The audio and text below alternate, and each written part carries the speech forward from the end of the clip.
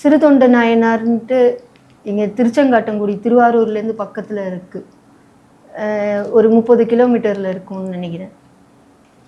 அங்கே வாழ்ந்துட்டு இருந்தார். பரஞ்சோதி முனிவர்னு அந்த நாட்டு மன்னர்கிட்ட படைத்தலைவராக இருந்தார். அவர் சிவபூஜை செய்கிறது தெரியாது அந்த மன்னனுக்கு. நிறைய நாட்டை போய் போர் தொடுத்து வெற்றி கொடி நாட்டி பொன் பொருள் எல்லாத்தையும் இது பண்ணுவார். அந்த கோயிலுக்கு கணபதீச்சரன்னு பேர். இப்போது அப்படி இருந்தவரை சிவனடியாராக இருந்து சிவத்தொண்டு செஞ்சு சிவ வழிபாடு செஞ்சிட்ருக்கவரை போர் தலைவராக அந்த நாயன்மார் சிறுதொண்டர் நாயன்மார் இருக்கார் இல்லையா, அவரோட பேர் பரஞ்சோதி முனிவராக இருந்தது. ஆனால் அந்த மன்னனுக்கு தெரியாது இவர் சிவ வழிபாடு செய்கிறாரு அப்படின்னு.